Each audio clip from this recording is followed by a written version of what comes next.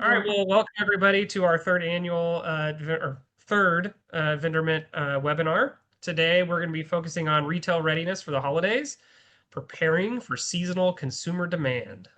All the wonderful topics that everybody likes to cover during the most stressful time of year. So hopefully we can make it a little less stressful for you guys.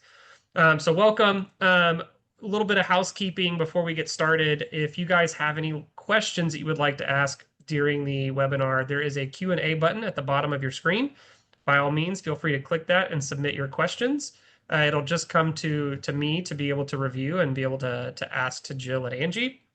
If for some reason we can't answer, we'll work on getting those answers after the meeting and we'll send them out with the materials.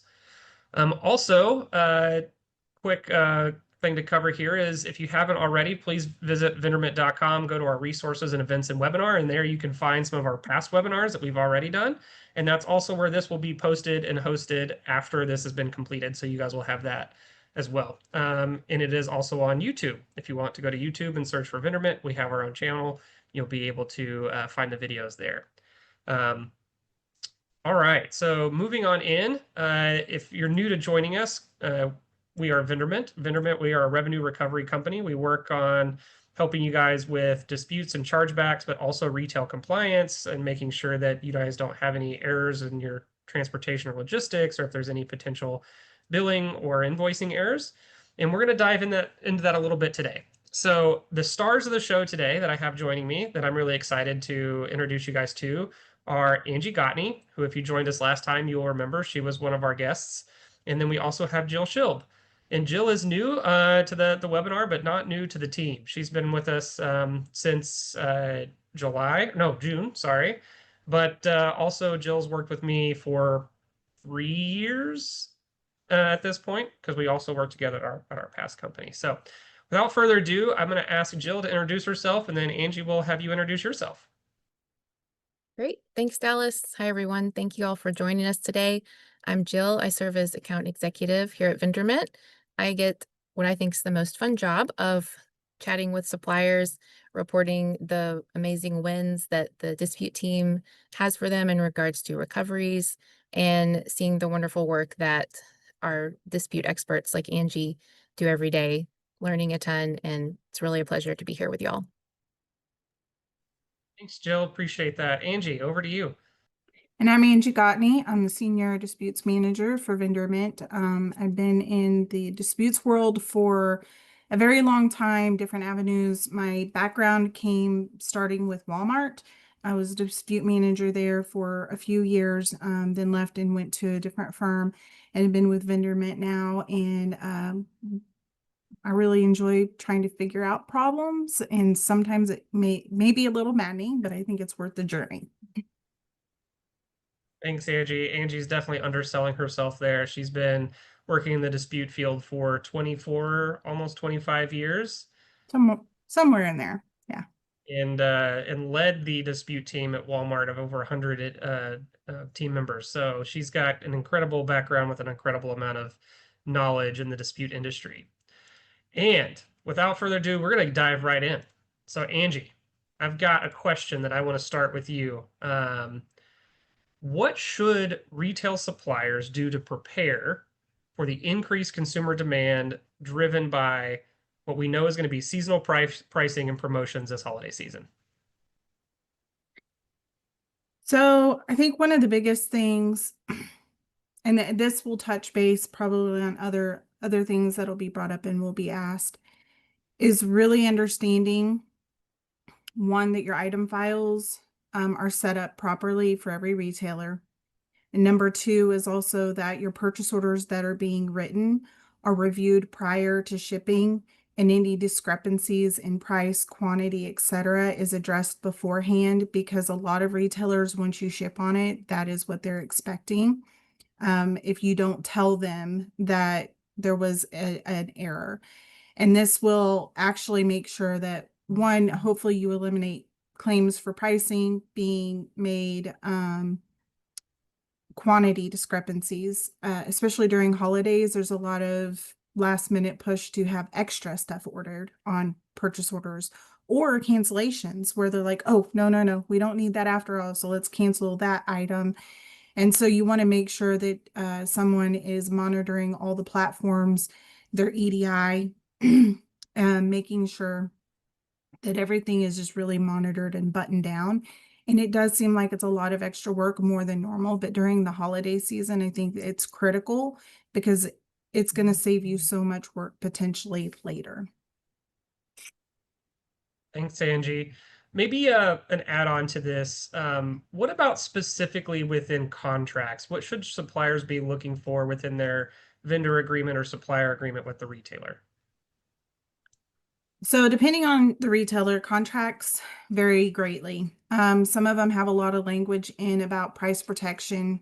Some of them do have certain allowances that they're expecting. So you want to make sure that you understand what's in your contract and then what are they expecting in return. And it also helps you to know that if you are impacted by seasonal increases in product flow, that along with your normal deductions, you might also potentially see an increase. So if you have co-ops that go into place or whatever, you would hopefully, be communicating between sales and finance, but to say, okay, we expect this to come in. So you're looking at your contracts and saying, I understand what's in my contract. And again, part of that could be pricing is don't ship on it till you review your PO and make sure everything's right. So just really digging into that part of it and just making sure you're trying to follow everything to a T. I think that's great feedback. When I was a merchant, I know in our vendor agreement, there was about a 48-hour time period that if a supplier shipped on a purchase order with the wrong pricing and they had agreed to that pricing, that it was very hard to ever go get that money back. So very important that before you decide to ship, that you make sure and correct that PO pricing. All right, great information there, Angie. What is the best way to handle situations where promotional activities and potential pricing are different across your major retail partners? So make sure I understand. So where it's different. Yeah, let me maybe reread.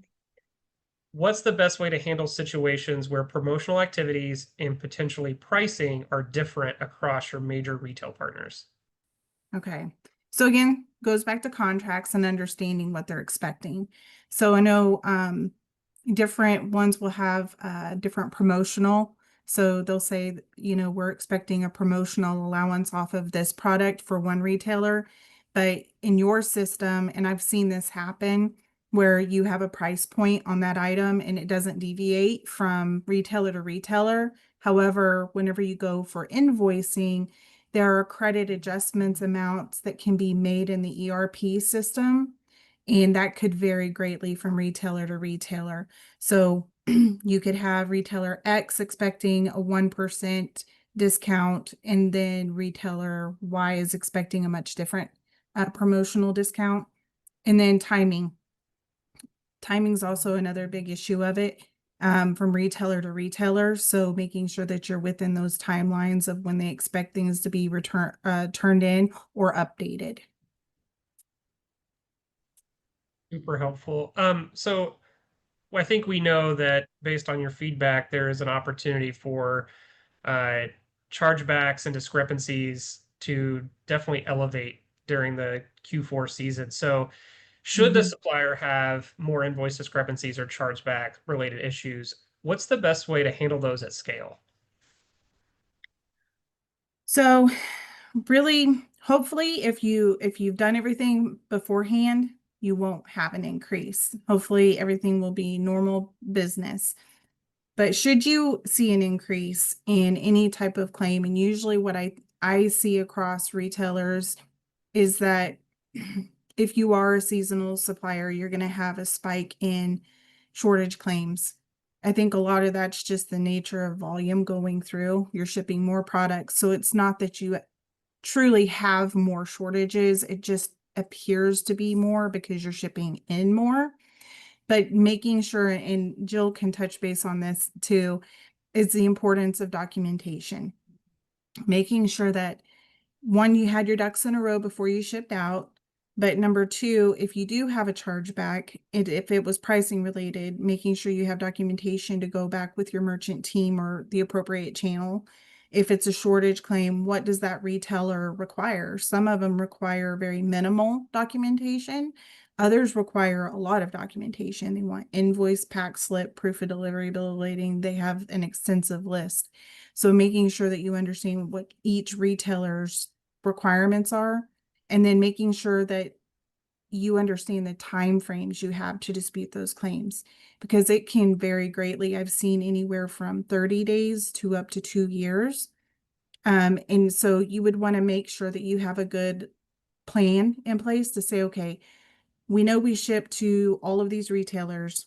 I do have chargebacks for retailer X and Y, but X has a shorter time frame, so I need to focus on those before I focus on Y. And making sure that you have a good plan in place on your side to go through the claims process, and you have all of the things listed out and what you need to dispute. Thanks, Angie. Jill, I'm going to come to you with this next one, but before we do that, I saw a few more attendees join. I just wanted to reiterate that as we're going through this at any point in time, please feel free to ask questions using the Q&A button at the bottom of your screen.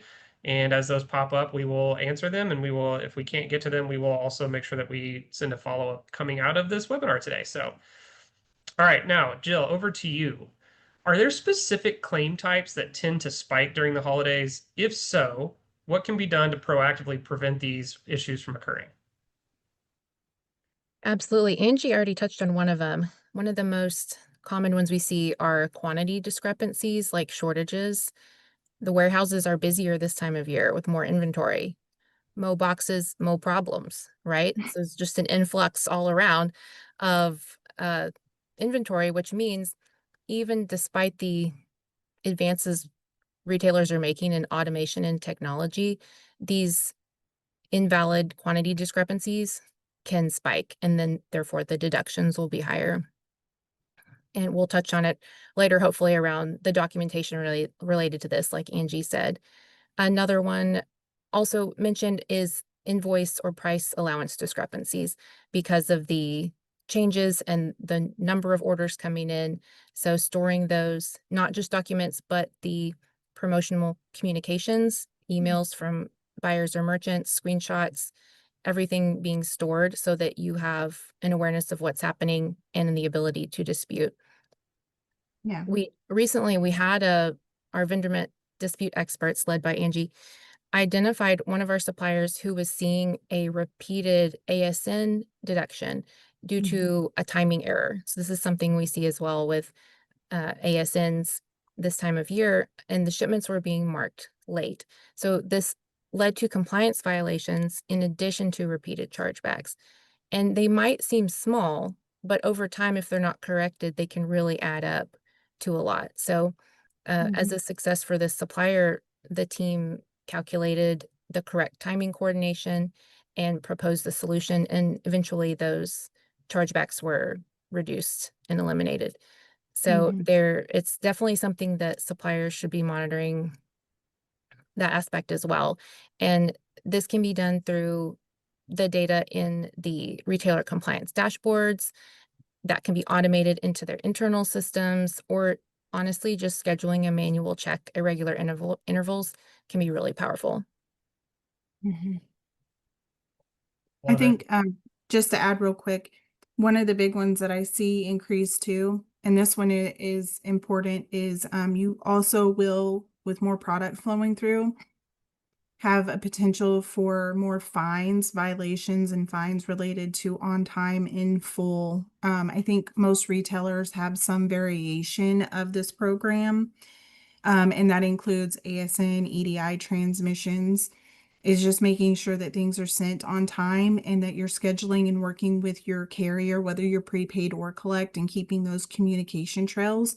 Because I know we see on occasion you have claims come back even months later saying, oh, well, in the heat of the moment, we didn't capture it, but now we did. So if you keep a good audit trail of, no, we did reschedule that load, or, whatever the facts may be, to make sure that if you do come up with some of these compliance fines or later charges, you have documentation to support why it should be reversed.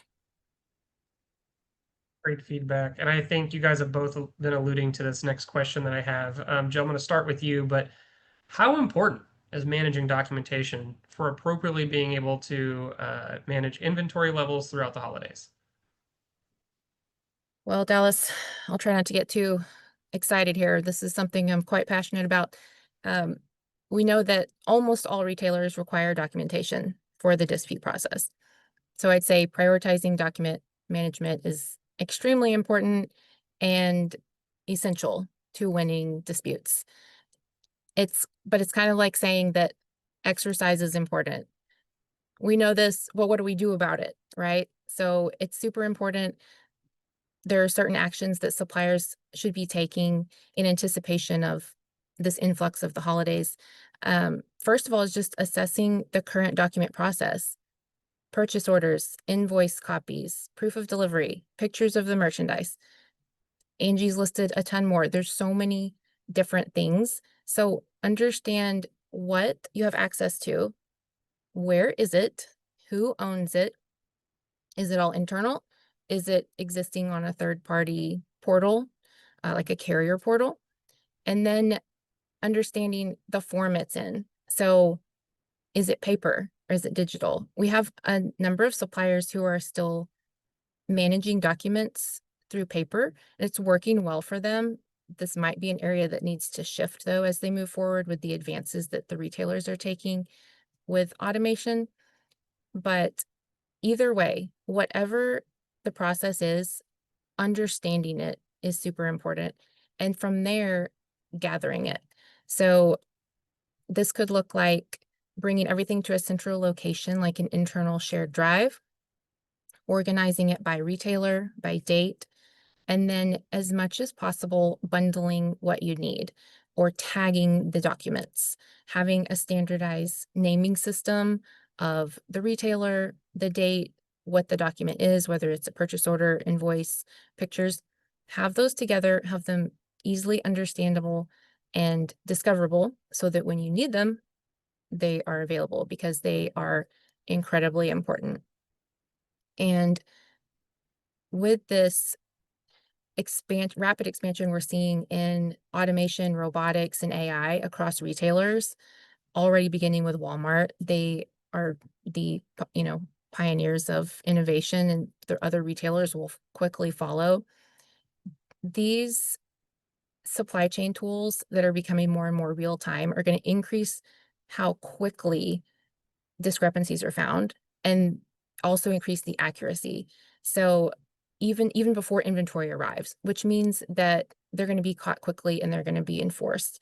And so suppliers need to be prepared with for these rapid changes with their documents, which probably means if they're on paper, making a plan to get them digital, making a plan to get everything together. We've seen success with our suppliers who have organized and easily discoverable documents.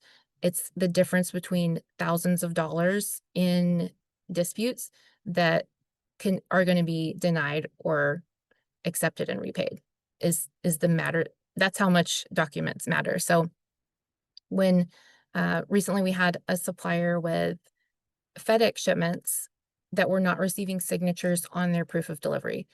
So this is a client who had an excellent document management system. They knew where their documents were, they're organized, they're labeled. But as we're reviewing them, we're seeing that a lot of them weren't receiving the signatures. So even though they had them, they weren't valid for disputing. So it's not even just knowing where the documents are and having them, it's auditing them to make sure that they are what they're supposed to look like. So in this example, proof of delivery didn't have a signature. So we raised this issue with them and they addressed it with their carrier.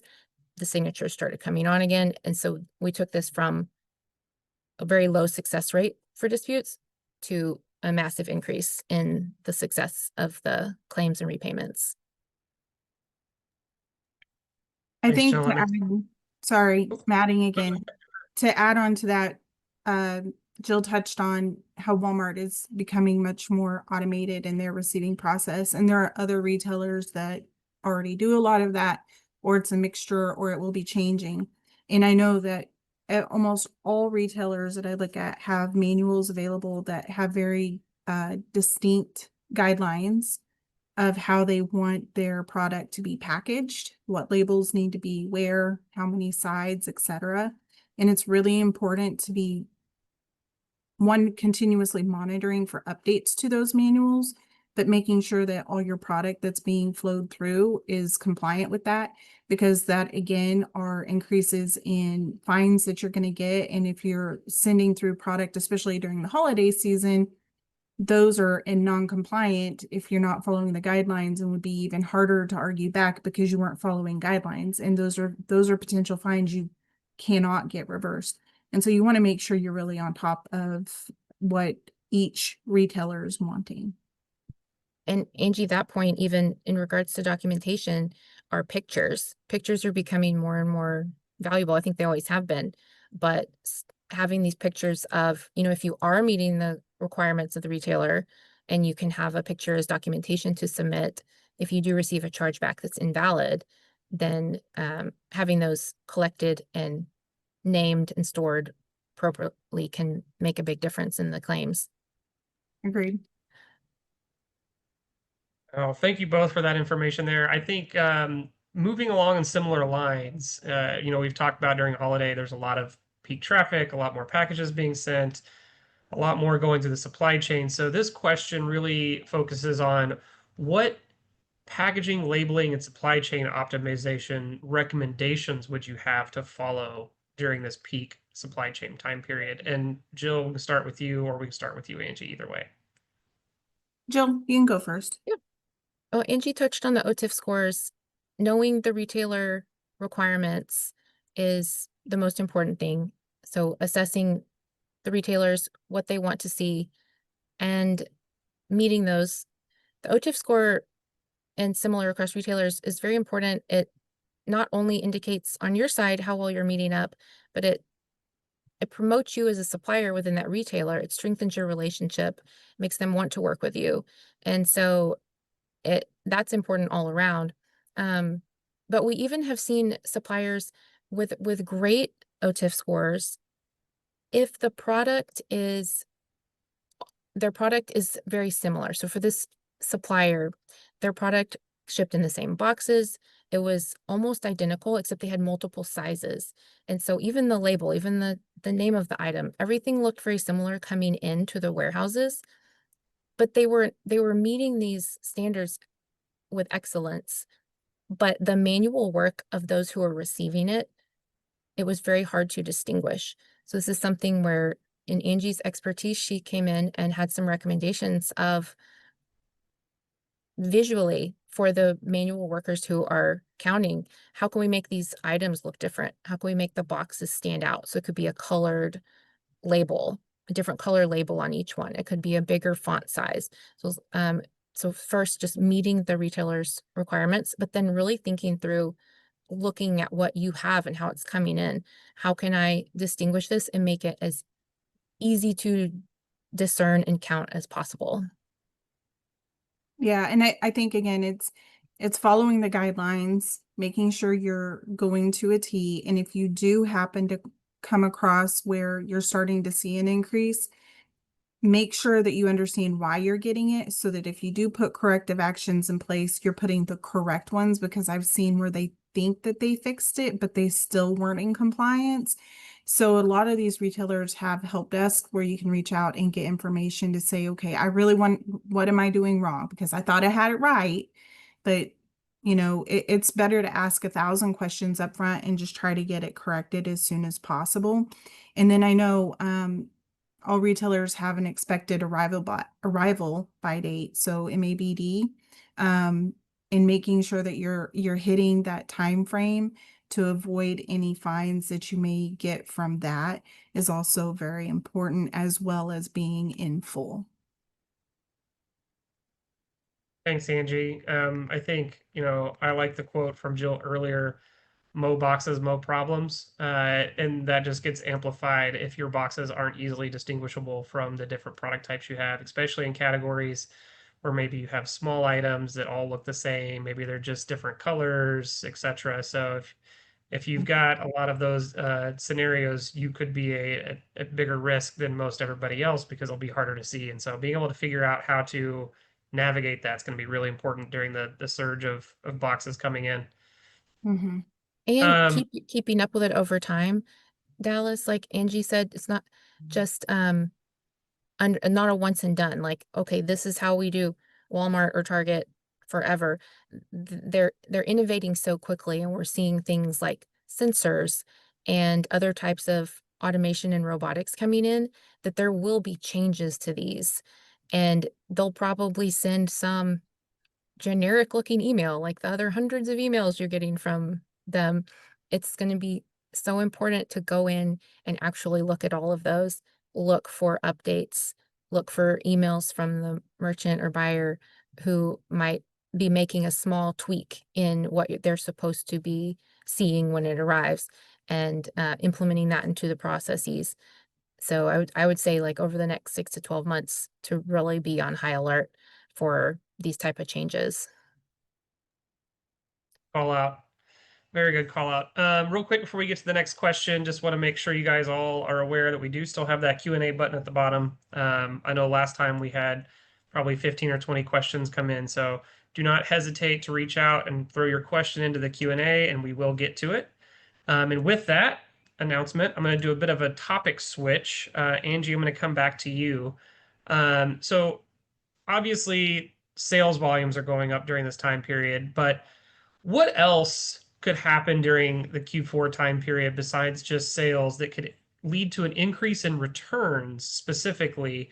Um, and how would you look at those disputes and chargebacks during that time period? So I think one is not, luckily, not every supplier is going to be impacted by this, right? So not every supplier is going to have a seasonal aspect to this. But if you are in a category that you know that it's going to happen, there's always that potential for having too much product in your store, right? So how do you deal with that? And I think, as our coworker always, a good exit strategy is what she says. Having a good exit strategy for the product that is overflowed. So even though your contract with your retailer may be destroyed and filled, or return authorization maybe during the holiday as a one-time thing, it needs to change. So maybe, let's say I'm a sock supplier and I have these really cute Christmas socks and I think I'm going to sell all of these units, but I don't.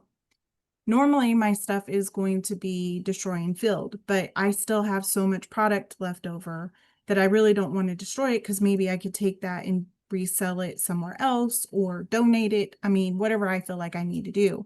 So maybe as a one-time deal, I set up a return authorization with my retailer so that any product overflow is returned, and we'll negotiate on how that's going to happen, expected units to be returned.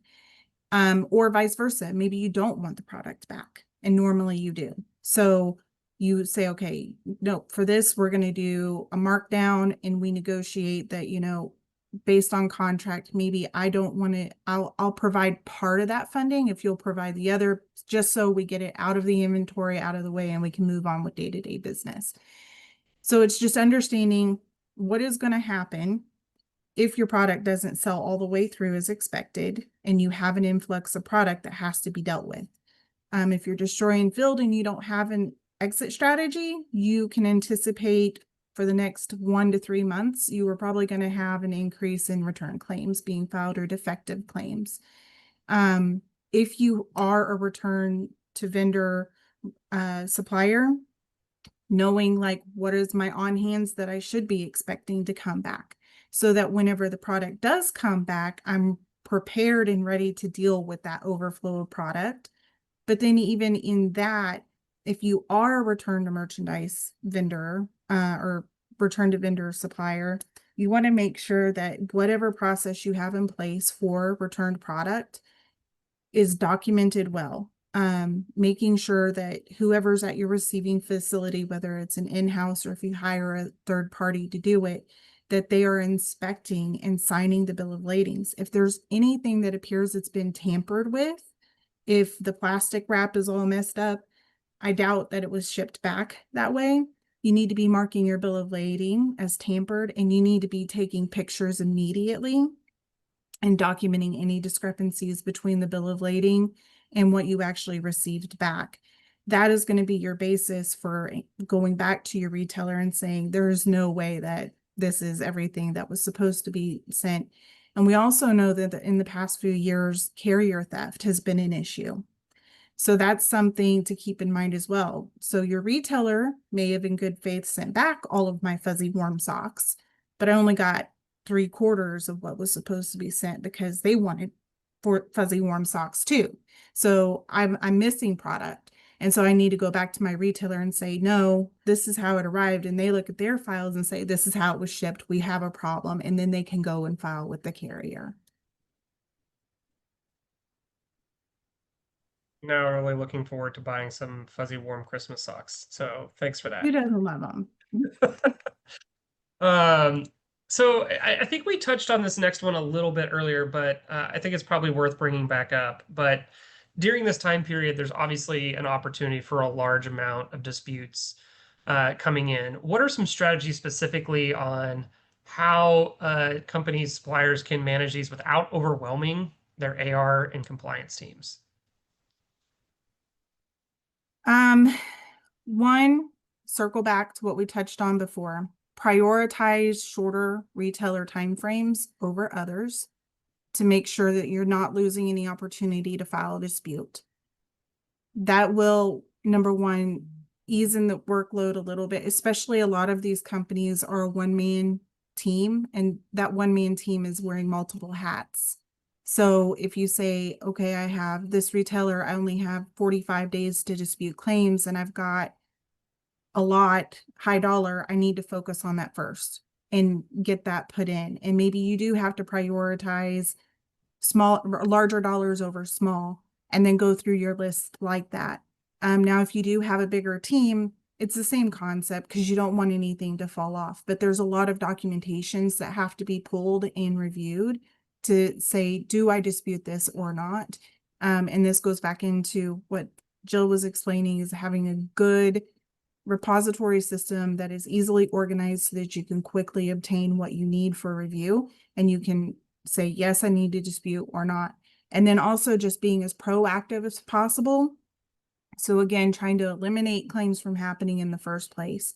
So if I know that my team didn't inspect the purchase orders before they shipped out for invoice pricing issues, and I have an increase in pricing issues, those are things will need to be addressed, but maybe they don't go through the normal dispute channels. They have to go through an alternate. So starting to get the documentation together for that and just prioritizing out what needs to be done, and really looking at, what's going to be your biggest opportunity for repayment, and making sure you can get those things in a timely manner. All right, I think that's really good feedback. We are nearing the end of our content for today. So I just want to give one more reminder that if you have any questions, please make sure you drop them down into the Q&A. They will just come to me and I'll be able to ask them to Jill and Angie, and they should be able to give you guys some great answers today. Before we get to closing thoughts, which I'll give Jill and Angie a few minutes to think about, one last topic to kind of cover, and I think it's one that can be a little bit sensitive, and that is what are the repercussions or the potential relationship risks of not addressing chargebacks with your retail partner? And Angie, maybe I'll start with you on that. So the biggest one is cost, right? You can't just eat and keep eating all the deductions and chargebacks for things, whether they're valid or not. You need to be looking at those things and saying, no, I don't agree with that. Or no, I know that that was shipped. Or this price was set up correctly, but maybe that retailer had it wrong and it was simply a timing issue.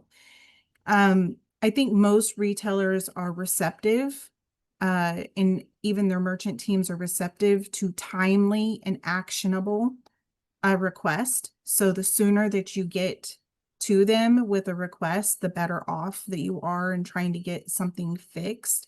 If I know that something has gone on for a year and I just come back to the buyer now and ask for a payback, I'm not probably going to get paid back because you let it go on for a year. But, let's fix it so it stops. But it really goes back to cost. So if you're eating thousands, sometimes even millions of dollars in claims from retailers, you can't keep your product costs low, which at the end of the day, that's what retailers want, low cost product. But you're going to have to increase your cost for the product. And so then on top of that, you've got your buyer saying, no, we wanted a lower cost on top of cash discounts, etc. So I think it's not good to not dispute it, but at the same time, if you know it's valid, you want to make sure that you're correcting whatever created the problem to eliminate it in the future, but working proactively with your retailer team to get things repaid is never a bad thing. And I know that Jill has a completely different perspective than what I do, just because we come from different backgrounds. And she mentioned some stuff which I thought was really fascinating to me because I never thought about that. So go ahead. Yeah, I mean, yeah, you touched on the financial impact, but the retailer relationship, the supplier retailer relationship, anytime a retailer sets a standard or has a score, uh, won't name any names, but some retailers are more strict than others, and they will make decisions about how much of your product they want to order based on how you're meeting these scores. One example is for Walmart ecom, the content quality score. So anytime a retailer has these standards and expectations, and especially if a score is there, we're all going to make mistakes. Once in a while, issues are going to happen for retailers, suppliers, carriers. But when you let it go on repeatedly, like you said, Angie, that cost adds up, it means there's a deeper problem. And that's reflected in your relationship with the retailer as well. And it could potentially hurt your your perception, your integrity with that retailer, and impact how they order from you going forward. So I'd say it's just like anytime there's a score, you want to step up and meet it and be the best supplier you can be for that retailer to maintain that relationship and to look your best and keep going with them. And I think too, what I've seen is that there are some extra benefits. I was thinking about this, that if you are a supplier that has those shining scorecard amounts, that those retailers sometimes will want to partner with you for piloting test programs. They will also offer incentives if you have good score rates. I know with Walmart, if you have good scorecard rates with your invoice matching, etc., there's certain supplier finance programs where you can get early pay, etc., at reduced rates.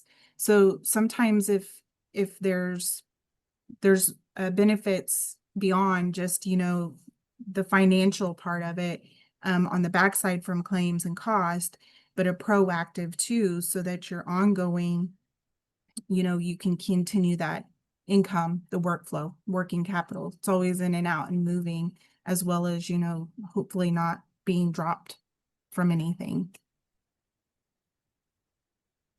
Great feedback. As a prior merchant, I can definitely agree with everything that you guys said on that front, and how I would have viewed different suppliers and how I would have want to partnered. So those that are doing their best to run their business the most efficiently, cleanly, and being able to provide the lowest cost is definitely the one that the merchant's going to want to select, continue to grow and expand their business. And they have that trust that they'll be able to do it responsibly. So really good feedback there. Okay, last point is just closing thoughts. Angie or Jill, do you guys have any closing thoughts that you would like to share? I think, Really just, oh, go ahead, Jill. No, you started. uh, really just bringing it back to the awareness across the board, awareness of what is happening with your scores, with your ASNs, your OTIF, where are your documents, who owns them, storing them, just being prepared, making those changes preventatively so that you don't have a chargeback, but also collecting everything so that when you do, you're ready to defend it in the dispute process. And I was just going to say too that from a claims perspective, I know it can be overwhelming. I've been doing this for a long time, and I've seen it can be overwhelming even like on the retailer side, right? So whenever I was at Walmart, you would have an increase of claims come in from the holidays, and you're just like, oh, how are we ever going to get through this? But there is, light at the end of the tunnel. You will get through it. And I think just again, understanding what the expectations are and trying to meet that, and partnering with people like with Vendormint that can help you navigate those waters and help maybe alleviate some of that workload is also beneficial. And just making sure that you have good communication, and that here's where we are, here's where we need to be, how are we going to get there? But you can get through it. Hopefully it's minimal impact to you, but everything is survivable. I've learned that everything can be dealt with. I think that's great feedback from both of you. I know I learned a ton today from the team that I get to spend a lot of time with on a day-to-day basis, but got to learn even more today. So hopefully our audience today got to get a good glimpse into what they can do to prepare themselves for the upcoming holiday season and the busy times when there's more boxes and more problems, and how to set yourself up for success so that when you are in those moments, you can make the right decisions to get out on the other side as optimally as possible. So we've gotten through all of our content today, so I appreciate everybody, all the participants from joining. I'll hang on with Angie and Jill for a few minutes. If any of you guys have any last few questions, we'll take those. But otherwise, that is a wrap.